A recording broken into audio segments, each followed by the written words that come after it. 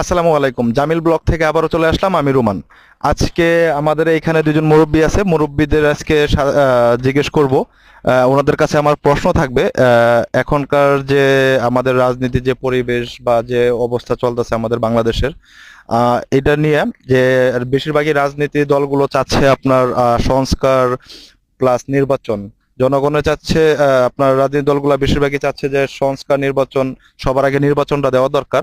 তো আমি চাচ্ছি উনি দেশের নাগরিক হিসাবে সংস্কারটা আগে দরকার না নির্বাচনটা আগে দরকার, আমরা একটু ওনাদের কাছ থেকে শুনবো, চলো।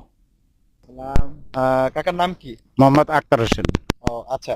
কাকা, আপনার কাছে আমার একটা প্রশ্ন আছে। প্রশ্নটা হচ্ছে, এখনকার দেশের যে পরিস্থিতি নির্বাচনের, ঠিক আছে, আপনার চলতেছে এই পরিস্থিতিতে আপনার নির্বাচনটা আগে দরকার না সংস্কারটা আগে দরকার? আপনার যদি একটু আমাদের বলতেন। আমার মনে হয় যে সংস্কারটাই আগে প্রয়োজন, কারণ নির্বাচন করলেই তো আর একটা দলে আসবে, তখন তার আবার মনে হয় যদি একটু ক্লিয়ার করে আমাদের মানে খোলাখুলি ভাবে বলতেন।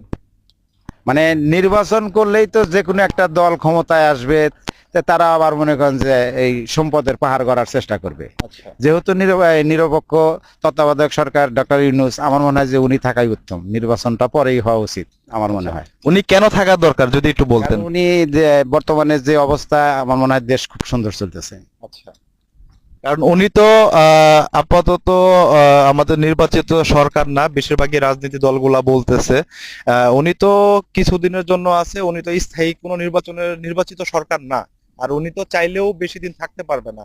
ওনাদের একটা নির্ধারিত একটা সময় বেঁধে দেওয়া আছে। কিন্তু উনি কেন থাকবে এটার তো অবশ্যই একটা কারণ আছে থাকার পিছে, তাই না? আর নির্বাচন দিয়ে দিলে যে ভোটের মাধ্যমে ক্ষমতায় আসবে উনি সরকার হবে। সেটা ঠিক আছে, কিন্তু তারপরেও উনি যেহেতু একটা অস্থির দেশ ছিল, তার মধ্যে থেকে বর্তমান যে অবস্থাটা আছে, আমার মনে হয় যে আরো একটু দেশ শান্ত এবং মানে ভালো হলে মনে হয় ভালো হয়।